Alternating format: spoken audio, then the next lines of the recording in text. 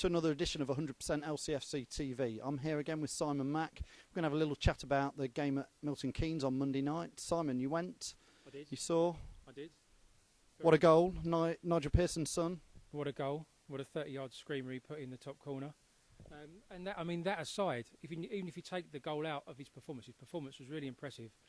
I thought he got up and back down the right really proficiently. I thought he was wise beyond his years. And if pressed, I don't see any reason why he couldn't do a job.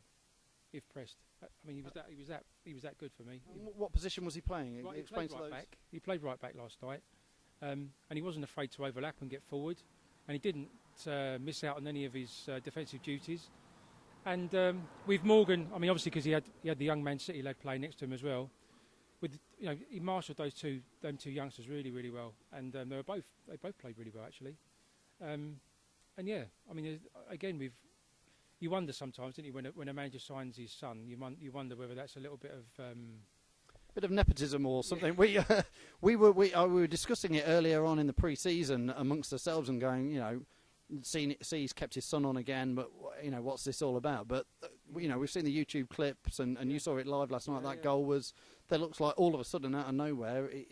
Again, another prospect. Yeah, you do, like you say, you do wonder, but no, I mean, as you'd expect with Nigel, there's no airs and graces. He's not going to take on someone without a good reason. And the guy has obviously got a huge talent. And I mean, like I say, goal aside, he still had a great game, even if he hadn't scored the goal. So I think it's nice. It's nice to see some of the youngsters being blended in with the older players, the more senior players, and giving them that experience in pre-season. I mean, I know he's put out a different team tonight, a completely different team. None of the players that played last night are involved tonight against Rotherham. So he's obviously spreading it out a little bit, especially with the game coming Saturday. I would assume he's going to play his strongest side at the weekend in the big friendly. Yeah, you would think the game on Saturday against the German team would be where you start to think, is this going to be a starting 11? Yeah.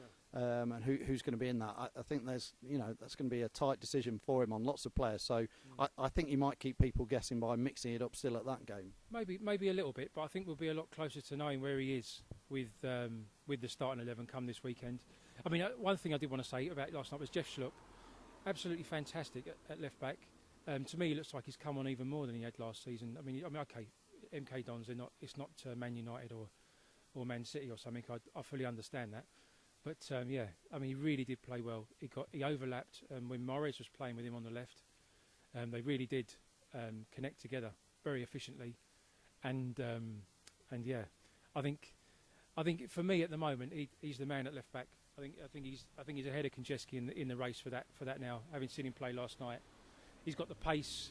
He's getting round. He's the opposing fullback. He's getting crosses in. He's not shirking any of his defensive duties at the same time. He's got the pace to get back. So we're not getting exposed. I mean, yeah, for me, he's the man at left back now. I've made my mind up. I think he's one really to watch this season, I think. Good. So we were talking about Schlupp in the last episode to see would he be the man. You've made your mind up. The rest of us are still to decide. We've enjoyed having the cars walk by and the ladies with the chips. So from 100% LCFC Fans TV, just for you, Leicester City fans, that's the end of today.